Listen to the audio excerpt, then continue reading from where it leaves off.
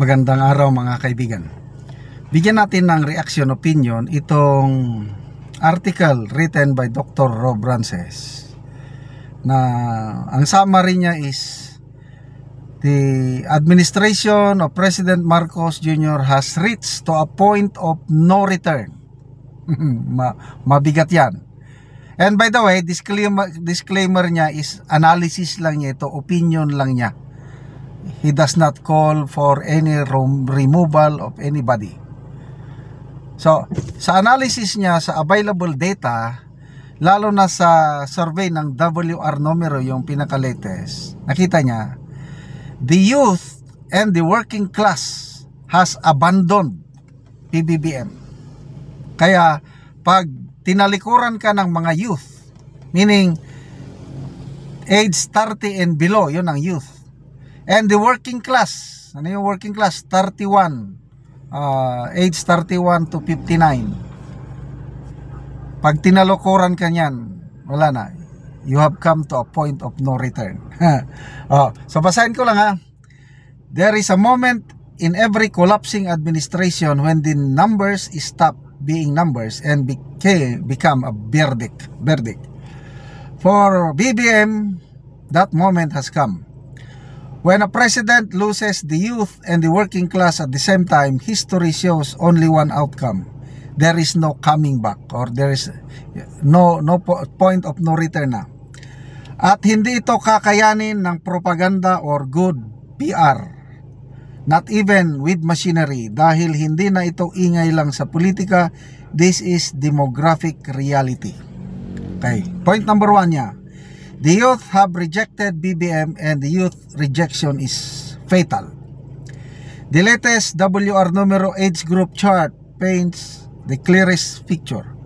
Among Filipinos age 30 and below, ito ang resulta, 44% support the Dutertes and only 5% support the Marcoses.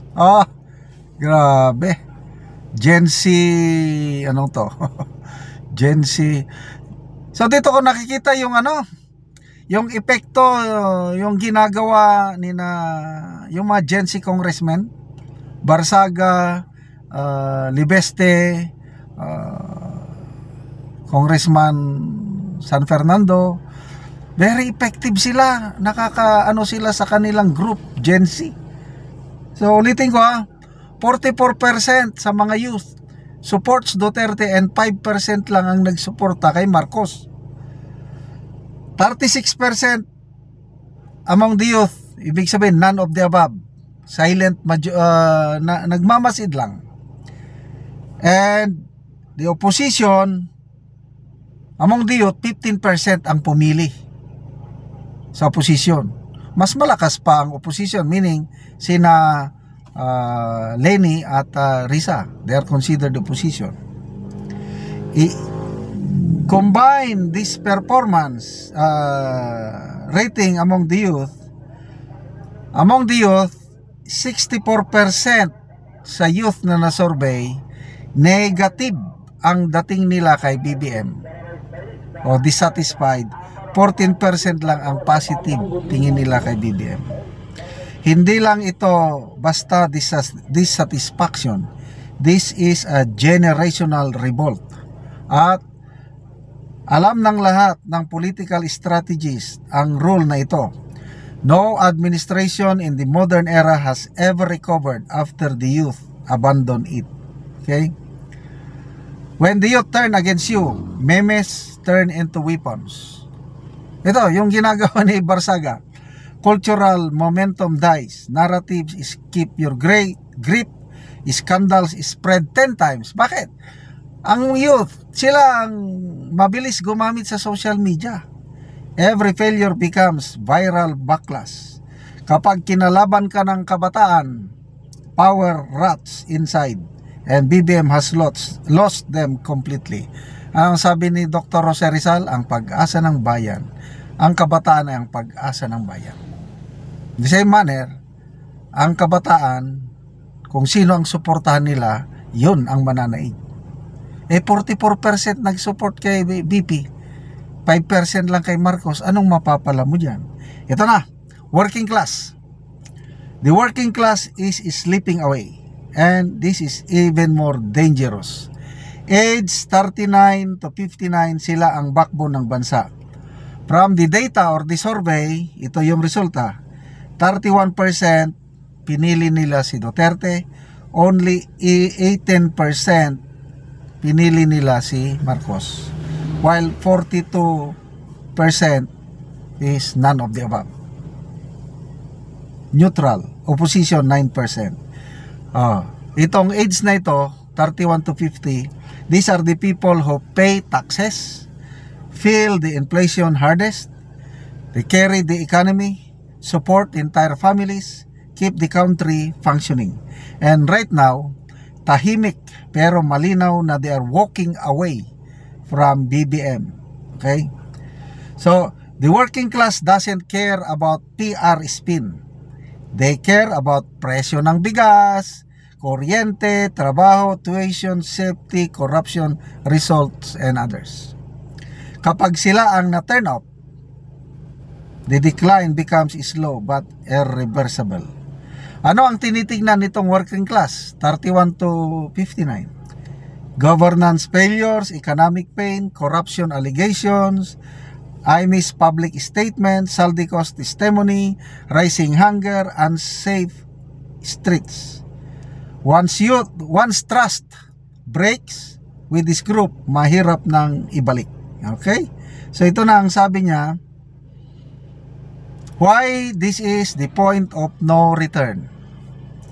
BBM now faces number 1, collapsing trust, youth revolt, working class disillusionment, declining economic indicators, corruption allegations from former allies, Pulvero News allegation from his own sister, loss of narrative control. A president can survive bad press, he can survive scandal, he can survive elite conflict, but no president survives losing both the youth and the working class. You cannot govern a nation when the two groups who build its future and carry its present no longer believe in you. So, final verdict, sabi niya, the youth are the future, the working class is the foundation, BBM has lost both. So, makakabangon pa ba? Depende sa kanila. Sana makabangon pa kayo. Salamat mga kaibigan sa inyong pagsubaybay sa ating channel. Nakakatulong kayo ng maigi sa tribong Talandig ng Bukidnon dahil ang income natin sa channel na ito, pantulong po sa tribo. Namimigay tayo ng libreng yero at pako para makapagpatayo sila ng mas maayos na tahanan. Panoorin nyo ang video na ito. Hello mga ka-viewers, live to karon mo ni si ate mo taga Magyero. So mo ni ang atupan ni ate.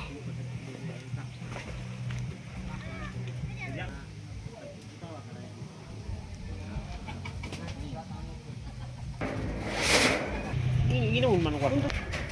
Dani tap.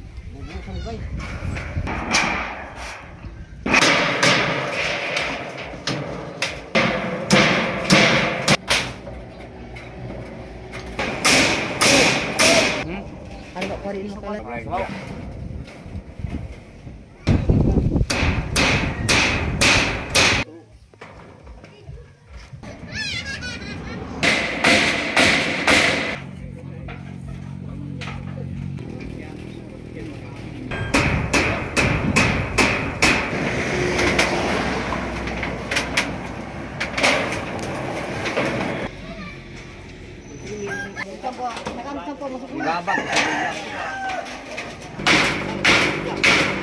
Ano na gansang tanipet sa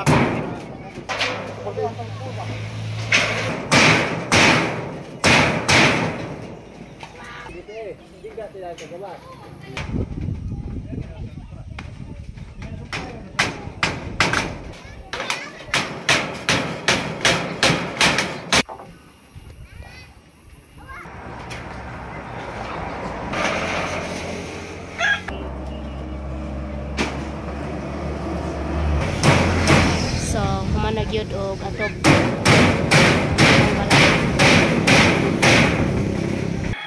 karon natin sa imong masulti nga nahumana og atop ang inyong balay. Tao sin ta nakapakay dagay duha abo dai ta balay dai ita. Oh. Ano limang ka? So pila na imong edad ite? 39 naman god. 39. So, na kay anak? Kabalay. Na kay anak. Naa. O, so pila ka bukas, walo. So, aya pagid mo nakaatop sa inyong balay, sa inyong abuhan lugar ni ninyo. Abuhan na. So, mo lang abuhan nila ate, ilang gihimo. So, dako kayong pasalamat. Sige te, salamat po.